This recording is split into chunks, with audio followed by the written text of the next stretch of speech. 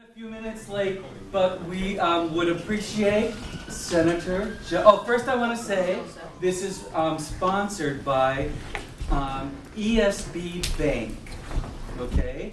And what else is it that I have to say? There are little pickup things on the way out, on the door, by the door there. And we have quite an evening ahead of us. It's the first of its kind in Westfield, anyway.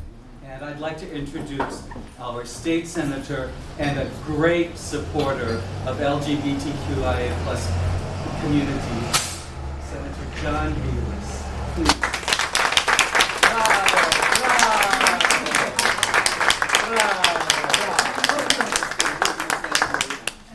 Hello, everybody. Hello. Get over here so you're in the film. Yeah. Well, I guess, yes. Okay. What's that? It's yours. Oh, okay. Good morning. Wow, what a long day it's been. How's everybody doing today? Good. Good. So I just want to say, A, thank you for the invitation. Truly an honor to be here. Truly an honor to participate, whether it was last week or the week before when we raised the flag. Just really important stuff to do. Really, really important stuff to do. And I was thinking about things to say, with respect to pride, etc. And then it dawned on me. I think it bears repeating something that we just did, and I'm very proud of something that I was able to shepherd just this past week. 2 weeks ago, in the state budget that I think really is something worth celebrating and honoring because it's something that Massachusetts led on. So obviously, maybe not. Probably people in this room have heard of the military policy for a long time, don't ask, don't tell. And don't ask, don't tell was a policy that, and I'll just give you my perspective and my experience. There were a lot of human beings, and I want to be very clear when I say that, a lot of human beings who had to conceal, who had to just, hide who they loved, who their partner was. And to be honest with you, I don't know how to describe that other than to say it's sad. And if, the whole policy, and what's interesting about the whole don't ask, don't tell policy is at the time that it was passed, it was actually viewed as a very progressive, leaning forward thing to do, as crazy as that sounds today. But anyway, so a lot of people got kicked out of our military because of it. And for me as a service member, I just had a really difficult time understanding that someone could, quite frankly, go on a foot patrol in Afghanistan and Iraq, get shot, get killed. But if it was discovered, that they loved someone that fell into a certain category, they'd be kicked out of the military. And where that really became problematic, if you ask me, is that, when you are kicked out of the military and get something known as an OTH, an other than honorable discharge, you are precluded from getting a lot of benefits. And that's sad. So anyway, I found out about this, and I didn't come up with this idea. Someone who was impacted reached out to me and said, Senator Belis, I see you do a lot of things with the military. Well, what say you? So anyway, long story short, in the budget, we just passed an amendment, and the House went along with it, and the governor signed it, that says that if you or someone who was kicked out of the military based on don't ask, don't tell, that you are now eligible to receive all of the state benefits that you did not get when you were kicked out. And amazing.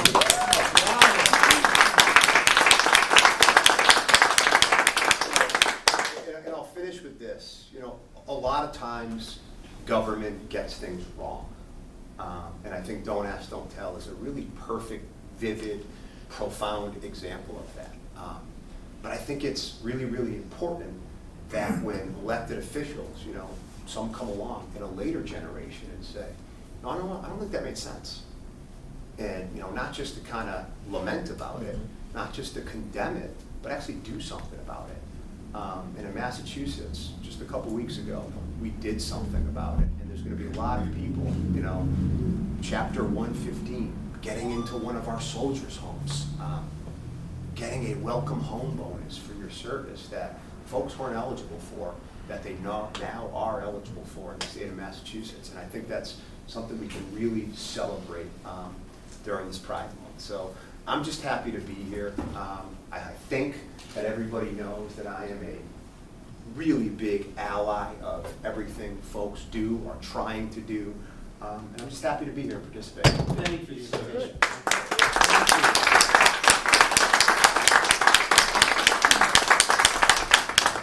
Our strongest supporters, okay.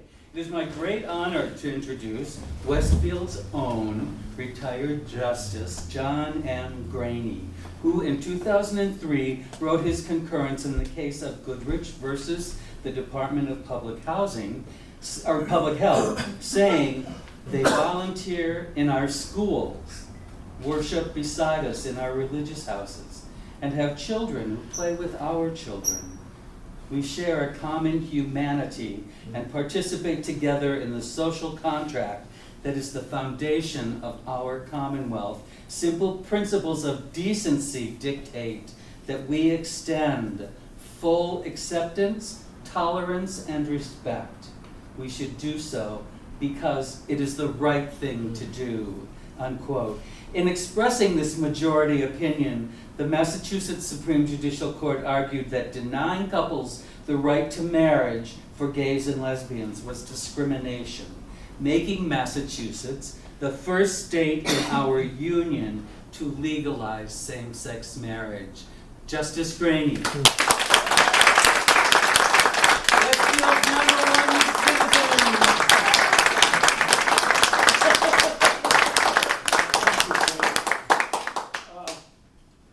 He did not mention that 8 years before I wrote that in the Goodrich case, I wrote the decision, again 4-3, that allowed same-sex adoptions, and one of the first in the country. What I want to say is this: when I think of the word pride, I think of the following.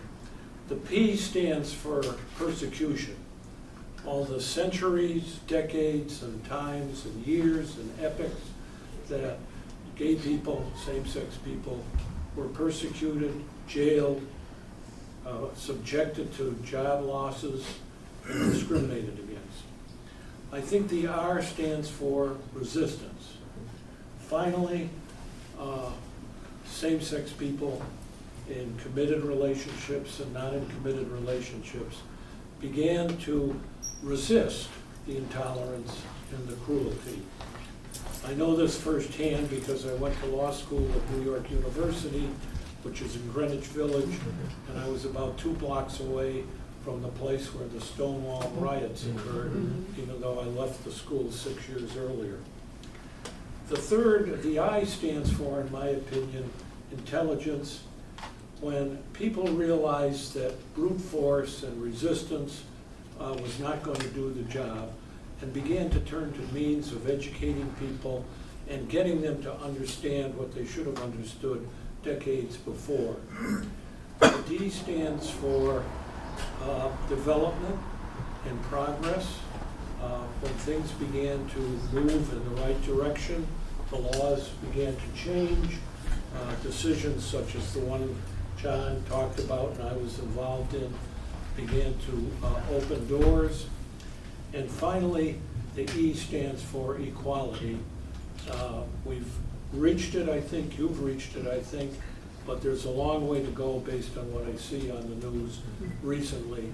But this is a night to celebrate, and I think things will continue and continue to get better until you are fully equal at last. Thank you. Thank you.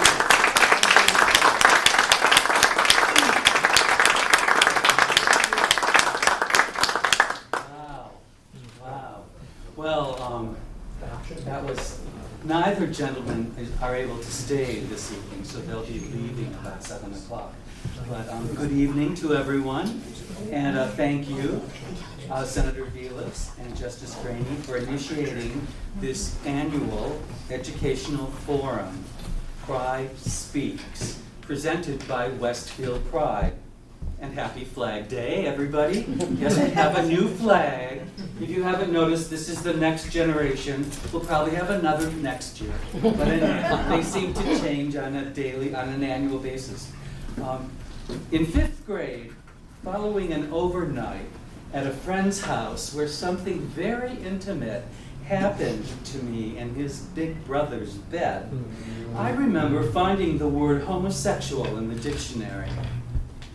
And of course, I thought, I was the only one in the world. The definition was not followed by any available resources. Tonight, it is my hope that anyone out there will recognize that indeed there are resources available to 5th graders as well as senior citizens. But first I should introduce myself. My name's James Homan. I was born in 1948 in Kenosha, Wisconsin. Yeah, and I've never not been queer. Well, 5th grade, I mean, it confirmed it. I prefer to think of myself as simply special. In the mid-1970s, I moved to Manhattan, which was the equivalent of Dorothy's trip to Oz. At that time, it was not for nothing that LGBT people were called friends of Dorothy's. Forget lions and tigers and bears, oh my. There were drag queens and dykes on bikes, leather bars, Robin Bird, and chicks with dicks. Wow! I have lived, I have loved, and I have lost. But most surprising to me is that I have survived all 4 of these phases of life. While life is rarely easy, I can confirm that it does get better with age. You can all read what you need to know about me in my 2 books, Out Here in the Stars and Reverie Alone Will Do, through Amazon.com books. But, so please excuse the blatant self-promotion here. Whether you are gay or on whatever spectrum or not, the only aspect of human life that I have found on this plane to be permanent is change. That gay candy store that was Manhattan in the mid-70s was soon to have its doors slammed shut abruptly by what was first called GRID, gay-related immunodeficiency, and later the AIDS epidemic. My introduction to this gay cancer came in 1979. The assistant choreographer on what became my second Broadway show would return to rehearsals in East Haddam, Connecticut from his weekly doctor's visits in the city and show us his chest. It looked like a New York City subway map with different colored inks indicating quantities, dates given, where chemical and radiology injections had been administered. Larry died in 1981. 3 years later, I stopped counting my personal losses at 69. In 1982, 6 gay men met in Greenwich Village to create the Gay Men's Health Project, GMHC. The Gay Men's Health Crisis, GMHC, with the expressed intent of educating my community and hopefully saving lives. No one in any elected position who could have made a difference was even interested in recognizing this epidemic. Accurate communication via the normal media channels of any details of what became a worldwide epidemic were kept under wraps, and intentionally at that time, because it seemed to affect only 2 disenfranchised segments of society, gay men and Haitians. The gay joke was, how do we tell our parents we're Haitian? I don't know. Anyway, it is in the shadow of those stalwart, concerned, compassionate communication activists that our panel is being presented this evening.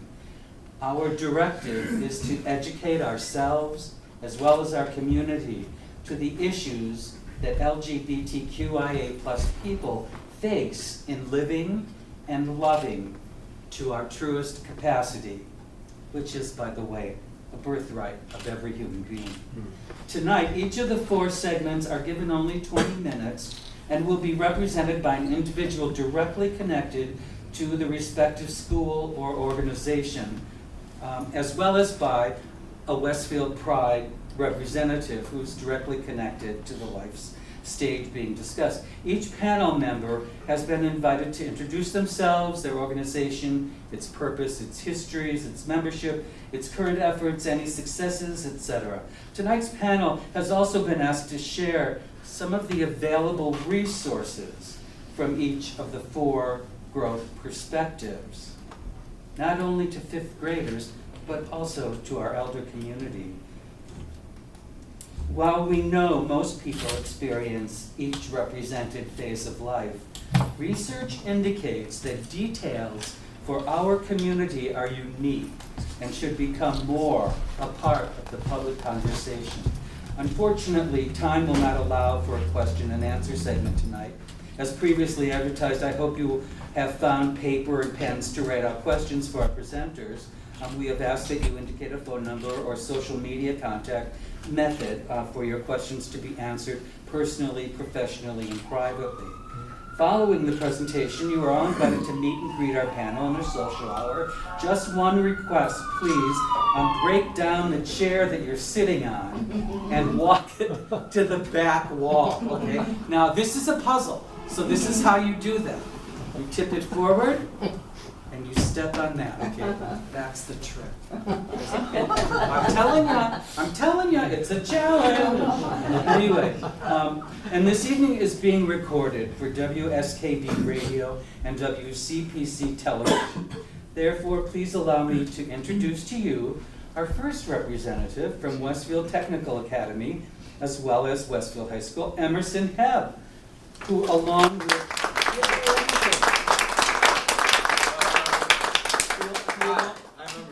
What? Hi, I'm Emerson. Now, Nick, you worked with Kelly, right? Kelly Nielsen? No, didn't exactly. But also Stephanie Morris, who's here. Yes. Right. She's a faculty advisor for WTA's GSA. Is that correct? Yep. Our representative from Westfield State University is Levi Ekstrom, along who worked.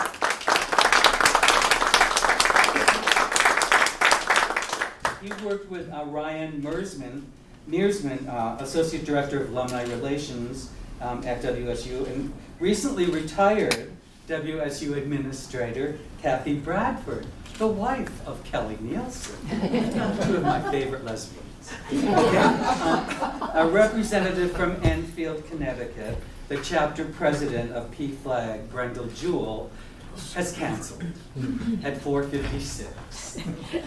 So anyway, I think is Bill, are you ready to say anything in that area? Right now? No, not right now, but eventually. Sure. But Yes. also our final panelist is the executive director of Massachusetts Equality, or Mass Equality, Tanya Neslusen. And she's here to address elder aging concerns, along with Westfield's own executive director of our social center, Tina Gorman. So, thank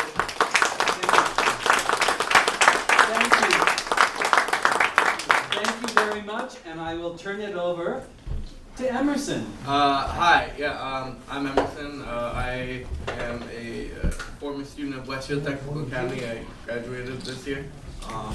Yay! I'm here to talk to you about resources available to teenagers. First off is really talk to your friends and try to build a community around yourself. You can't do anything on your own. Rome wasn't built in a day, and it takes a village to raise a kid. Also, Miss Morris, they were a big help in my growth. The GSA, it's a community. It's a group of people who are all gay, who are there to help you to grow as a person and understand yourself. There are also phone numbers you can call if you're having crises. 988, I believe, is a good. The Massachusetts phone number for that, I believe. They're there to help with crises. If you're feeling harmful to yourself, they're there for you.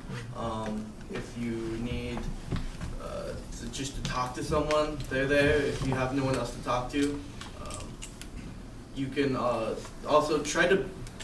Not all families, your family at home isn't always the best. You have to build a family. You have to find people who love you for you, and just tell, like, you have to make a group of people who love you. It's the real hard part of this whole issue. You have to guide counselors. They're not. Some can be helpful, but most aren't. They don't really understand it. So you have to build a community around yourself, and you have to help other people help yourself. You can't. You have to love other people so that they love you. You can't just You can't just expect to be loved without loving others. You can't do that. You need to build a community around yourself. You need to make people bigger. You need to make the community around you bigger. You like the GSA at our school.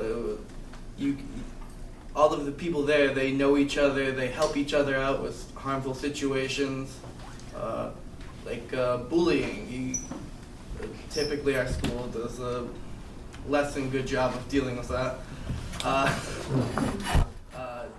So you build a community around yourselves if you're in a group, you're less likely to be targeted. People on their own are more likely to be targeted. Individuals. So if we're all individuals together, we're a group. You can't be. If you're an individual and you combine with other people who are lonely, sad, you become a group, and then you're less likely to be targeted.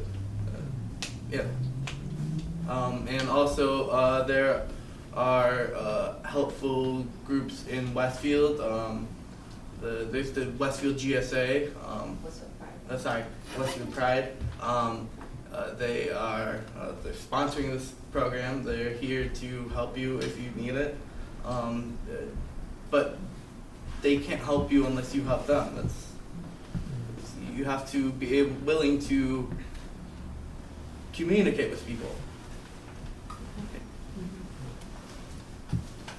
Thank you.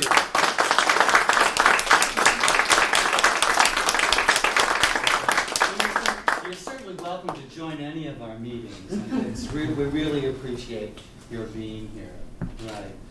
I think the subject of bullying was certainly something that I could have related to. Mm-hmm. We had to share our lockers in junior high school, and my locker sharer person was over 6 feet tall and wore this almost to his ankles black leather jacket, and was just sort of lumbering like terrifying. He was terrifying, and he didn't like me a lot. But anyway, we had to share this locker for a year. And it was strange, I'll tell you. Yeah, it was strange. But thank you for giving us those insights. I'm glad that there are things. When I went to high school, there weren't GSAs, gay straight alliances. There was nothing like that. You know, the word gay wasn't even used in the 60s. I don't know, maybe I'm wrong, but I don't remember the word gay being used. But anyway, thank you so much. Now, moving on with our life cycles, we have a man whose name is so interesting to me, Levi Ekstrom. Do you love that? That is such an interesting name to me. So here's Levi to tell us about resources that might be available at Westfield State. So hi everyone, I am Levi Ekstrom. I recently graduated in May from Westfield State.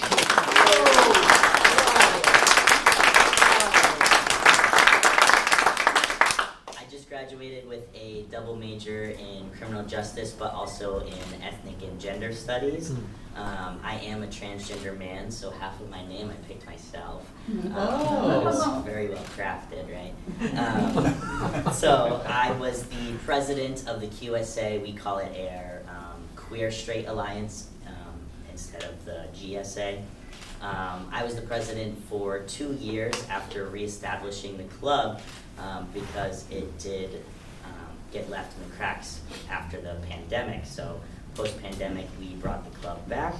I was also a member of the Campus Pride Committee for 3 years after I took my first Pride training. I'll get more into that in a minute. But I was also the senior class representative and senator for the Student Government Association, and I was the head resident assistant for University Hall. So I wear a lot of hats. Wow. So I think it's fitting to start with the Campus Pride Committee because that's where I started personally. The Campus Pride Committee hosts these Pride trainings for the university that are advertised to everyone on campus. So that includes faculty, staff, and students. And the trainings are also available by request. As an example, the first training that I attended was training for the resident assistant position, or RA, in the dorm halls. But the committee has also provided trainings for departments like movement science when they had requested our training for their professors. So the Campus Pride Committee will do, or right now, the majority of them are faculty and staff. However, it is open to students who want to be involved. That's why I was a member for 3 years, and we do have student members as well. Becoming a facilitator is possible for any member. You have the option to be trained to facilitate Pride trainings for your peers. But it's also not the only thing that you have to do either. The co-chairs, Charlotte and Hillary, will create agendas that often include discussions around our main initiatives. The first one being gender-neutral bathrooms in our older buildings on campus, but a lot of that runs into outdated Massachusetts plumbing codes, so that one has been a longer work in progress. Along with that, there will also be updates on the new change policy or planning of activities like marching in Hampshire Pride that we just did this year, and next year we're looking to, or they're looking to walk in Springfield Pride next year as well. So Pride trainings are specifically about updating those who volunteer and join about the current terminology, about the do's and don'ts when somebody comes out.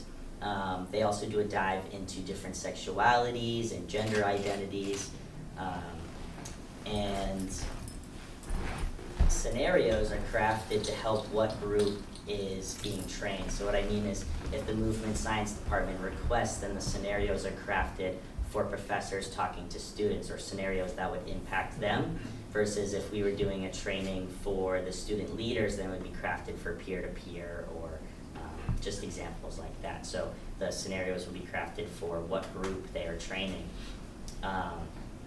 The trainings are full of small group discussions, but also larger group discussions, and that is to help produce questions to come up, but also to hear experiences from the individuals around you who are also taking the trainings at the same time. The trainings are well liked by many demographics. People are very happy with the trainings that they go through on campus, and there are options to have the training via Zoom or in person. Often the in-person trainings will be with students, the student leaders, so that would include RAs, orientation leaders, and the Student Government Executive Board. But they also offer the training to all of campus via Zoom because it's more accessible for people to be able to sit through it, because it is a 3-hour-long training. So it makes it more accessible, and they split it up as well with breaks in between. I want to speak a little bit more about the new name change policy, as it's been my personal baby and project for the past 3 years while serving on the committee specifically. it started as a small subcommittee of just myself and one other professor, Rachel Cattler. And our goal was to find a process for allowing students to use lived names on campus instead of dead names for students who are gender diverse.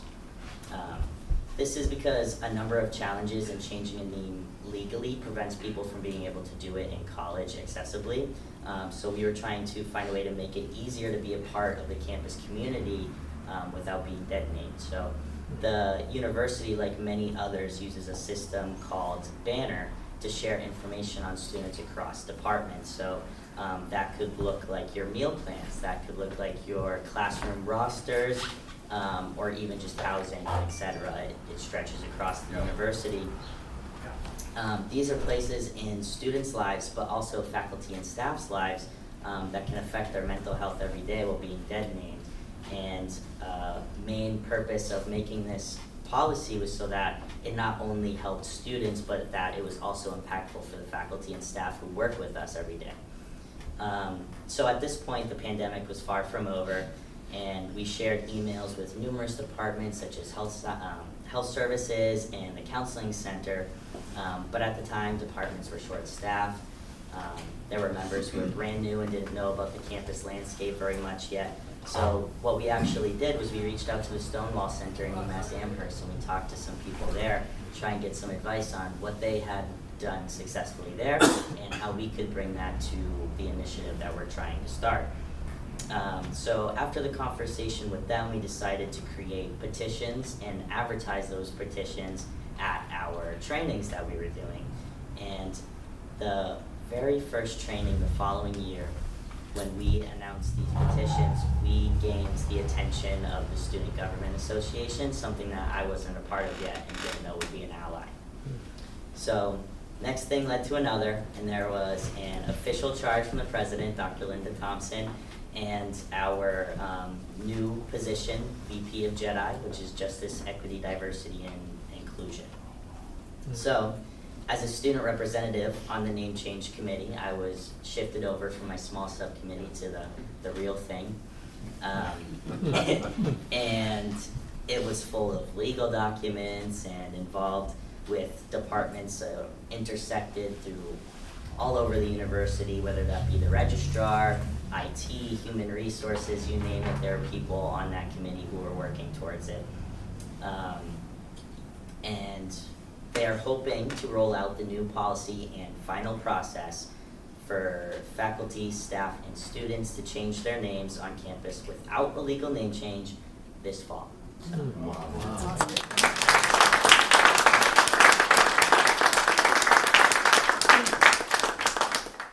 Aside from the Campus Pride Committee, I was also the president of the QSA for 2 years. Our campus offers the QSA as a club for students to join and be surrounded by individuals who find comfort being surrounded by others like themselves and also just engage in similar interests and activities. QSA is considered an affinity group on campus, such as it falls under the same category as the Black Student Union as LAFE, which is the Latine or Latinx students on campus. There's also the Muslim student organization. The list goes on when it comes to the affinity groups. All groups are open to anyone or any ally, and the QSA is full of diverse students in terms of sexuality, race, ability, etc. It's definitely a club for everybody.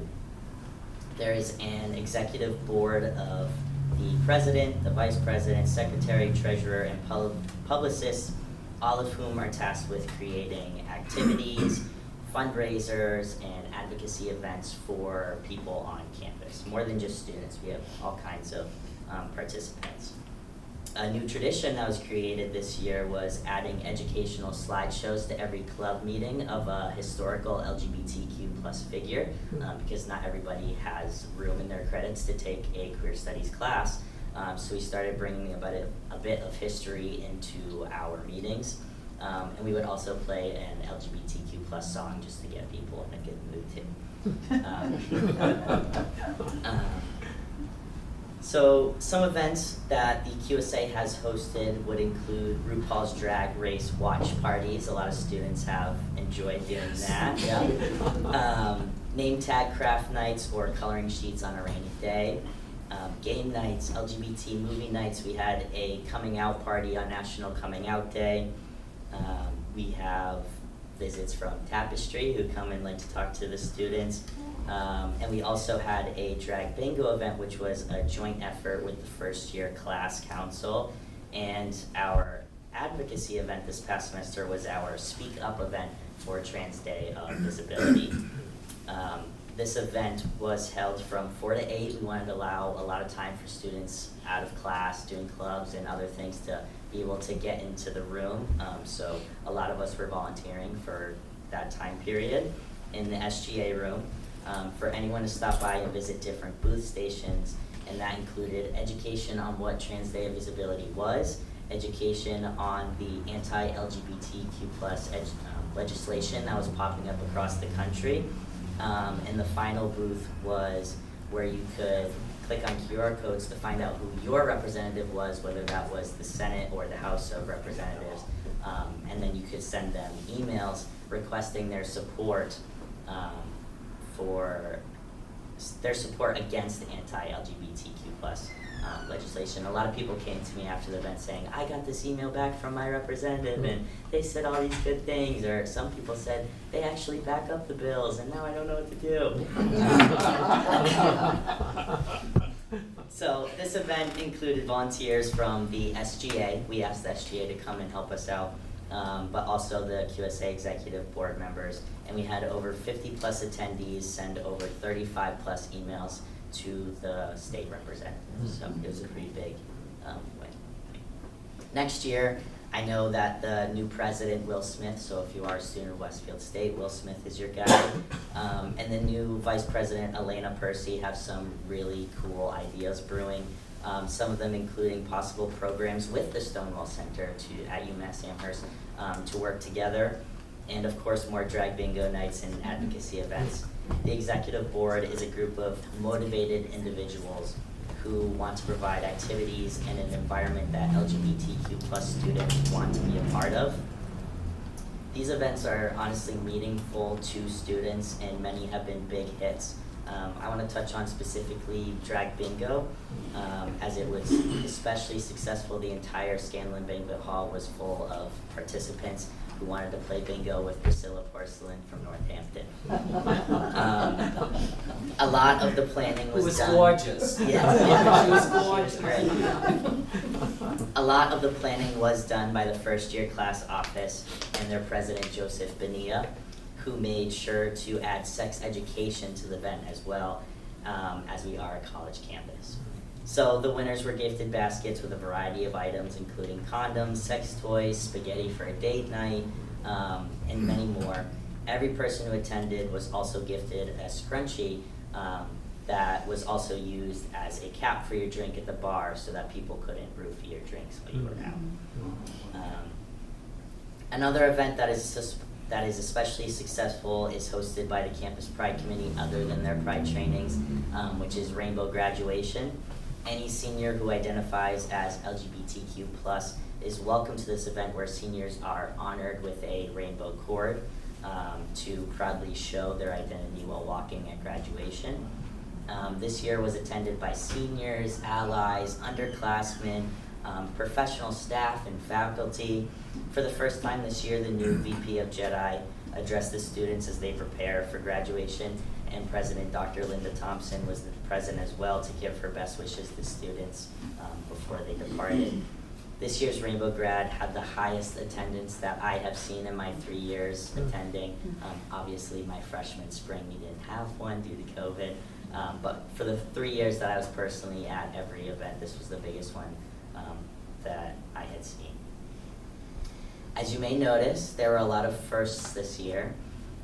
For the first time, the Campus Pride Committee walked in the Hampshire Pride Parade and was open to all students to join. We secured funding for a bus to allow students who need to be driven to the event but also back home to Westfield State, and many others who drove themselves but jumped in the parade with us, which was really fun. Many students met at the meeting location, but students who saw our banner jumped right in to march alongside Westfield State, which was really cool to see because we could see the people that we knew in the crowd. Like, come on, come on. And they jumped right in with us and we took a big group picture. As we walked the parade route, we chanted, "It's okay to say gay, it's okay to say trans," and we also chanted, "Hey, hey, ho, ho, transphobia's got to go." These were led by Sarah Lazar from the Bonacos Academic Center program. The entire march was just a surreal experience for myself, but also my peers. I had so many members of the QSA coming up to me after saying that it was their first time ever at a Pride event and they were marching in it, which was really, really cool. I want to talk about resources on campus beyond the QSA and the Campus Pride Committee. And with that, I want to start with health services.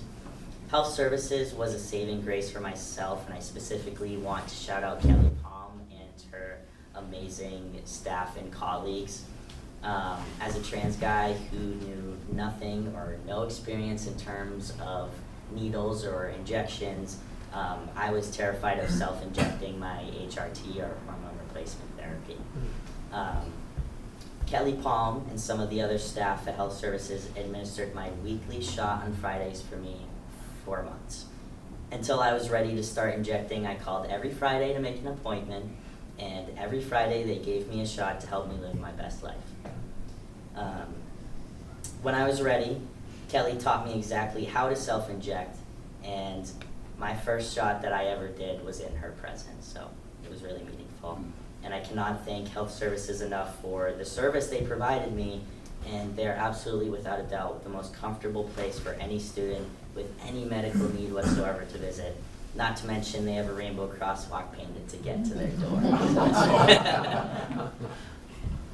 Another department on campus is the Student Involvement and Leadership Department, also known as SAIL. This department oversees student activities, including the affinity groups, which is important because this year, or there is a yearly event hosted by SAIL called Unity Week, in which all of the affinity groups get together and they plan events for each day of the week until Unity Fest on Sunday. So once again, this year was the first year that QSA was evented to Unity Week, and they were a part of Unity Fest. The QSA hosted lip sync battles during Unity Week that included stage, costumes, free stickers, catering from dining, and an audience of people who were cheering on their peers who were brave enough to take the stage. It was really cool to see. The event got people out of their comfort zones and a chance to perform their favorite songs, including some favorites like Lady Gaga, RuPaul were definitely sang on that stage. During the Sunday Unity Fest, every affinity group came together to cater food from outside vendors and small businesses in the community to feed the campus foods that were important to their cultures.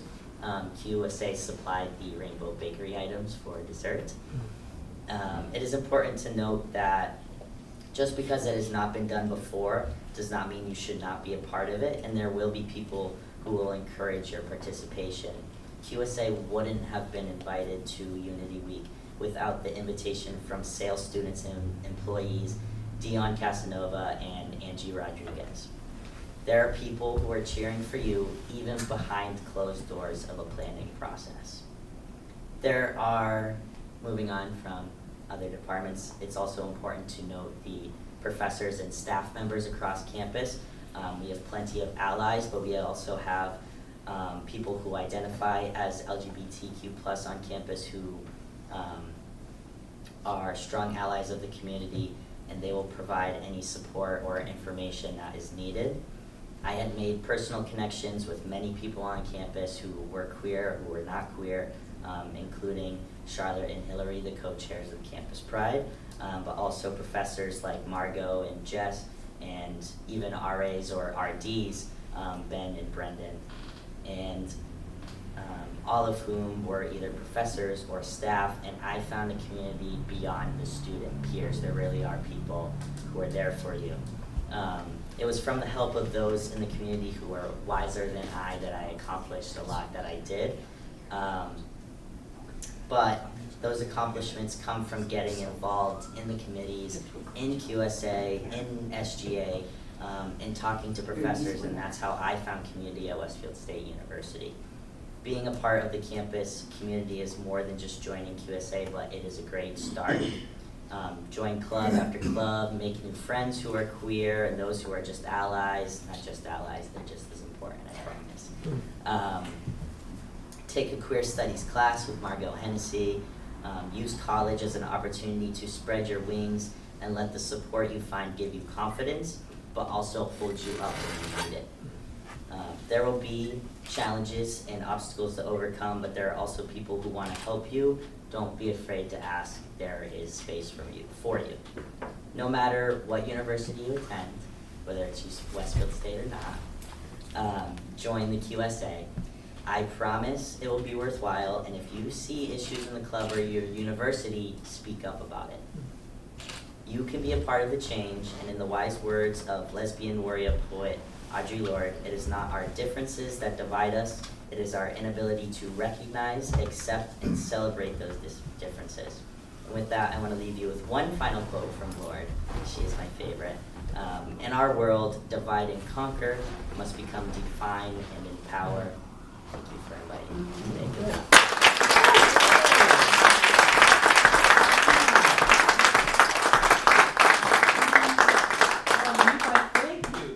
Wow, and all we had were gay bars. They were usually in dark alleys. You know, I mean, we had to do all of this. Is amazing. This is amazing. First we hear from Emerson, who I think said loud and clear, we choose our family. It's what gay people do. And then we hear from Levi, who gives us all this. I'm going back to college. A lot has changed there in 39, class of 84. A lot has changed. Wow, that's For the better. astonishing. That's just astonishing. Well, because we don't have anybody, Mr.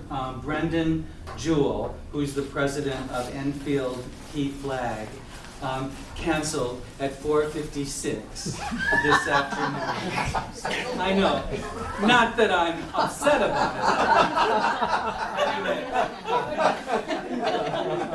it. But we are very proud to introduce now Ms. Tanya Neslusen, who is the Executive Director of Mass Equality, who has informed me also that they deal with parenting as well.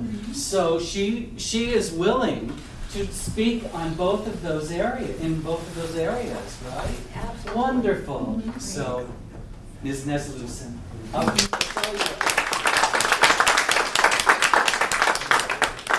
Thank you. Just to give you some background on who I am and where I come from, Mass Equality is a statewide organization. Our mission is to bring lived equality from cradle to grave to every corner of the Commonwealth. I hold seats on both the Massachusetts Youth Commission and also the Massachusetts Commission on LGBTQ Aging. We work extensively with a lot of the school district organizing that's been going on, and library organizing that's been going on.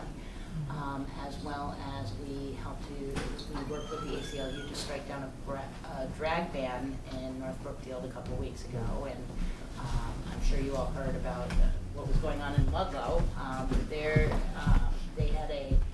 They introduced a new library policy which would effectively censor LGBTQ inclusive books, and that was struck down last night by the school committee.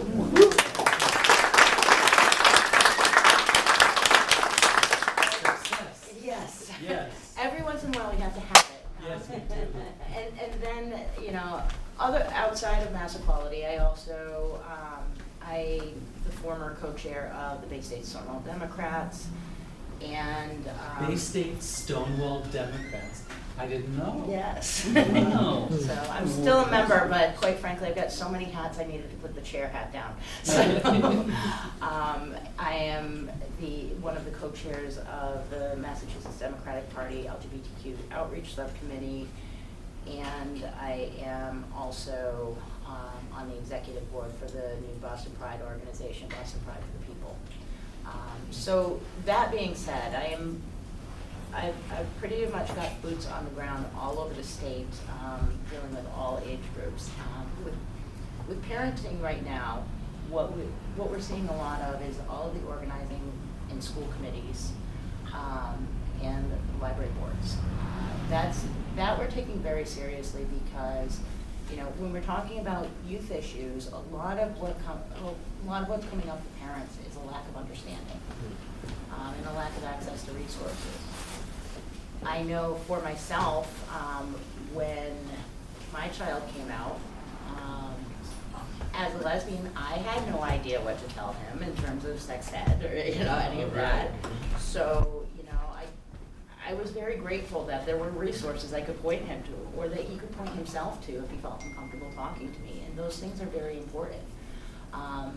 It's very important that parents educate themselves without going to their children for the information, because when we come out, especially when we come out as young adults or children, we are in extremely vulnerable positions. When we are still dependent on our parents, I know for me, granted I'm older, so it wasn't like it is today, but back then, there was a very real risk, and the assumption was that you would be disowned. So the standard guidance was, don't tell anybody until you are financially stable and on your own. And that is just not the way it is anymore, which, thank goodness.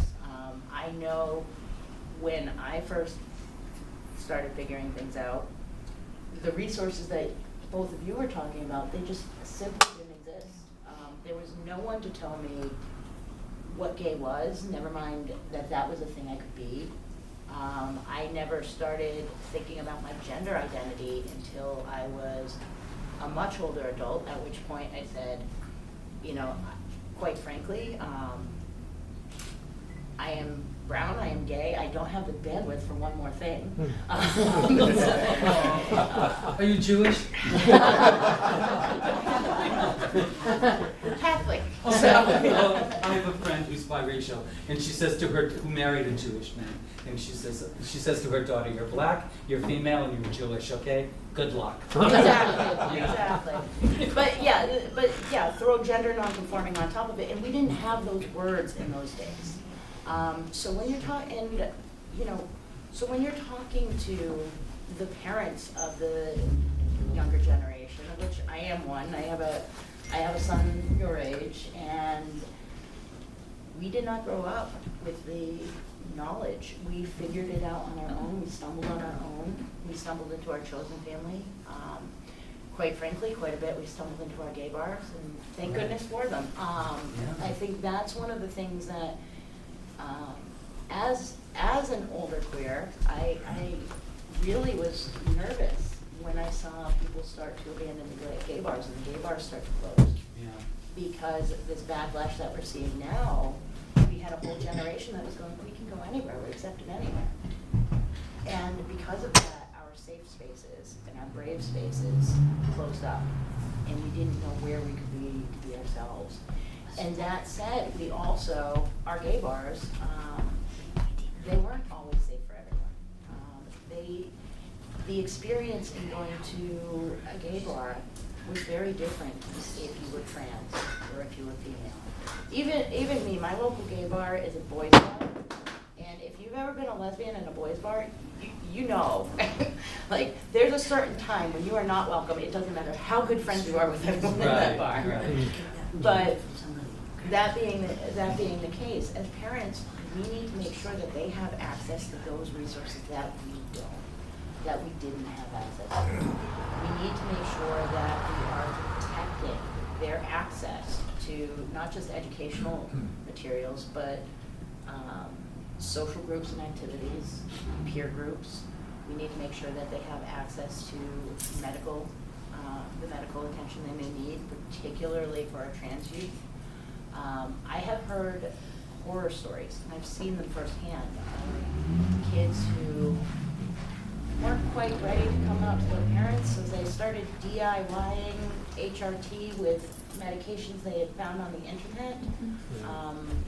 I am really grateful that you went to your school nurse and you had access to those services, so you didn't have to go through something like that. But for a lot of our young people, that's still the case. Wait, can I ask, that's a series of letters. It sounds like another language to me. What's the acronym that you use? DYA? No. Do it yourself. Do it yourself, DIY. DIY. Oh, okay, Yeah. thank you, I got that Yeah, part. and then LGBTQ. Okay, never mind. I Yeah. thought you'd said something. No, I mean, I can throw more acronyms. I know. But, you know, when we're talking about our youth, they're an extremely vulnerable population to this day. We talk about the advances that we've made, and I mean, honestly, I am extremely grateful to the senator because my wife is a don't ask, don't tell veteran. These are things that really make a difference. I have a wife because of Justice Graney. These are things that we cannot take lightly. These are things that we have to remember, and as we look at our elders, that is why we need to make sure that they are protected and taken care of. You know, we talk all the time, we have a lot of access to statistics on youth that we don't have for our aging community. You know, for instance, LGBTQ youth comprise 25% of our youth homelessness population in Massachusetts. Could you say that again, just a little louder for us? I want to make sure. They comprise 25% of our youth homelessness population. They're at higher risk. They're at higher risk for poverty. They're at higher risk for depression, for suicide, for bullying. There are a lot of risk factors, so we need to protect them as parents. On the other side, we also need to remember that we are all getting older. And the things that face our elders are not things that we talk about often enough. We're all going to get there. Same God God, willing. hopefully. But we've seen horror stories where people detransition or go back in the closet prior to going into assisted living facilities or nursing homes because they're afraid of being abused or neglected. We spoke with one gentleman who was transgender who had issues because the assisted living home he was in, he was disabled on top of it. They couldn't determine because they had policies where women got showers from female staff and men got showers from male staff. So this poor transgender man did not have anyone to shower him, and they were just so busy trying to figure out their policy that the poor man was going out without a shower, without personal care. There are also issues as you get older where you're taking medications, and some of those medications will interfere with the HRT that you've been taking, or with some of the other medications that you've been taking. We also, for those of you who are old enough to remember, back in the days of the AIDS crisis, everybody knew what cocktails everybody was taking, they were literally called cocktails because nobody knew what We was going to shared them work. at parties. Yeah. Oh, yeah. Exactly. But no one knew what was actually going to work. No. So people pumped chemicals and experimental meds into their systems for years. And we are now on the tail end of that as these people are going into, are aging and they're having other medications and we don't know what complications are coming up from years of taking these medications. Not only that, but going back to your introduction and some of the things that you were talking about, these are very real things. I believe in, honoring those who came before us. And it's important to remember that as much as we rail about, injustices now, we are only as far as we have because of those people who, fought the police at the Stonewall riots. Because of those people who, quite frankly, those angry lesbians who, Yeah. were beating down the doors for people to take care of people who were dying of AIDS, because people would not touch them, physically would not touch them. And we need to honor and respect that as these people are older, so that they can age with dignity. Beyond that, there also need to be social supports. One of the things that we see a lot of is that, and there are notable exceptions, but a lot of senior centers will say, well, we don't have anybody like that in our senior center. No, you know what it is that, quite frankly, when you've got four grumpy straight guys who are complaining about these young queer kids today, do you think that the gay man is really going to feel comfortable sitting at the table playing cards with them? No. And even if they are playing cards with them, do you think that they're comfortable being out to them? No. And because of that, they're not getting the supports that they need. They're not getting the community that they need. Another issue that we don't talk about as often as we probably should is, quite frankly, there is a lot of substance abuse in our community. So because of that, oftentimes people, like their social circles, their chosen family came from those gay bars. And now that they're getting older and they're not imbibing anymore, that social circle, and the bars have closed, those social circles have closed up. And we're also dealing with a population that's very isolated because, in part because of the AIDS crisis, a lot of people lost so many people that those who had been their family, for 10 or 20 years are no longer with us. So they're aging alone. And we need to care for those folks from a social perspective, but also medically. We need to look at, what medications might they have been taking that others aren't taking? What can we do to make sure that they have access to gerontologists that, provide that? What can we make sure that they have the social supports that they need in order to stay out? I do want to kind of go through a list of some of the resources that we do have, because there are resources in Western Mass, which I'm really grateful for, because Western Massachusetts gets overlooked a lot by the rest of the state. I grew up in Hampden County, and I know, it's great to say, okay, we've got Bagley in Boston for the youth, and we've got Network La Red for people who are victims of domestic violence. But I mean, I will tell you, I had somebody who lived in Springfield who showed up on my door who was a victim of domestic violence. He said, I had to go all the way to Boston to try and find a shelter, to try and find services for me as a gay man in a domestic violence situation. And he showed up on my doorstep in Worcester and had to leave his home in Springfield and his family because there were no resources in Western Mass. That said, Is that currently the case? yes, unfortunately. But we do have rainbow gatherings for LGBTQIA aging adults in Massachusetts, in Western Mass, which is great. The Belchertown Senior Center,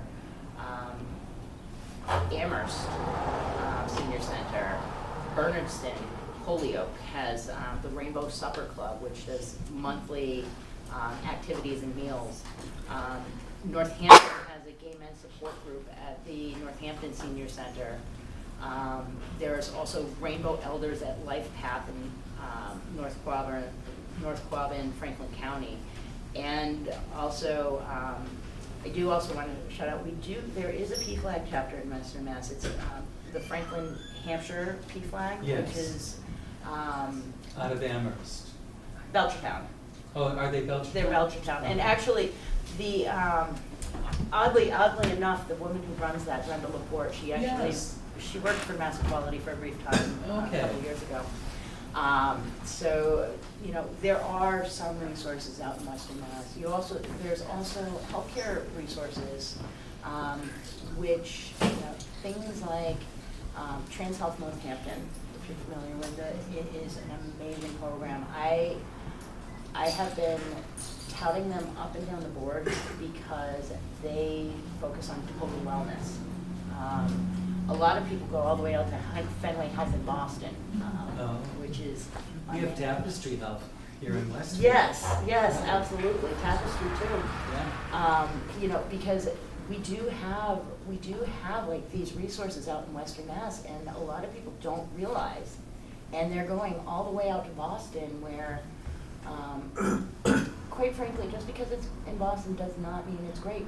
You know, but we do have wonderful programs out here. But we need to make sure that people feel safe and open, and they have access to these programs as well. I'm Yeah. sorry, can I ask, are you having difficulty funding the advertising of these programs? Has that been a difficulty? Are you advertising these programs? Is somebody else speaking loudly of these programs? I mean, I think we do our best, but it's a challenge, because when you're talking about targeting, and with the elders specifically, when you're talking about targeting a population that feels vulnerable and tends to be isolated, what are you going to do? Put a flyer at the senior center where they may or not feel safe taking it? You know, you cannot just call all of your elders and go, hey, so I saw you at Walmart and I thought you might be queer. You know, so one of the things that we do is we actually, so during COVID, one of the programs that Mass Equality was running, because we know of so many of the isolation issues, is we went through our mailing list and we looked up every single person on our mailing list of a certain age. I'm not going to say what that age was, but of a certain age, and we prioritized those who did not have a second person in the hospital, and we called every single one of them to make sure that they were okay.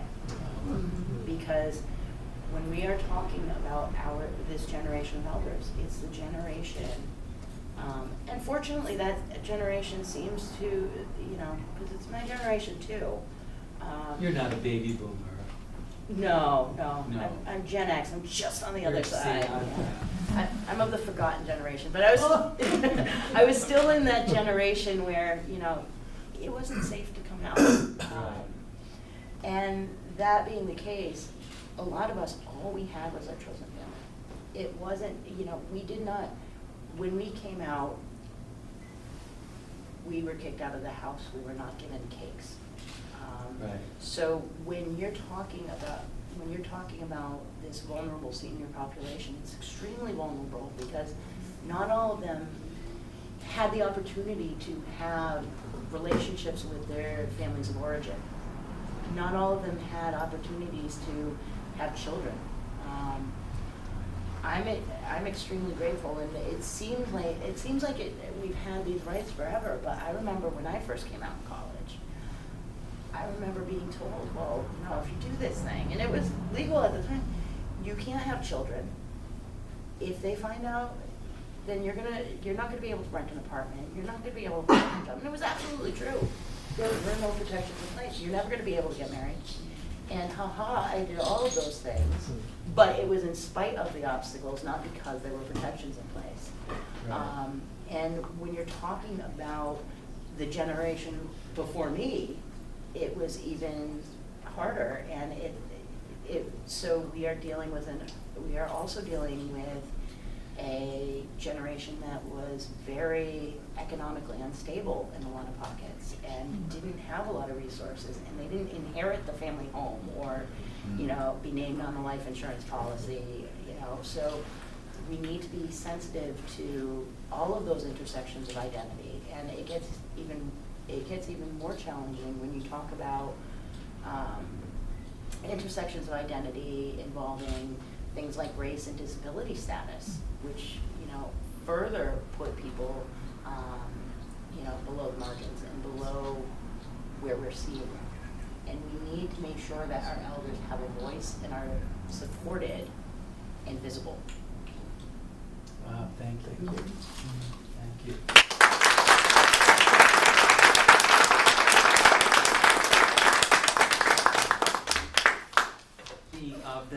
older generation, I appreciate your thoughts and your kindness. And I want to thank all of our panel and our audience for taking the time to be here today. We'd like to thank WCPC Television and WKSB Radio for recording this event. Our sponsors. SKB. What? WSKB. WKSKB. Never mind. Okay, I said it. And our sponsors, in addition to ESB Bank, we have Champagne Apothecary, Elevate Designs, Tapestry Health, Westfield GNE, the Westfield Mayor's Office for their considerable support. And we thank, of course, Senator Vilas and retired Justice Graney.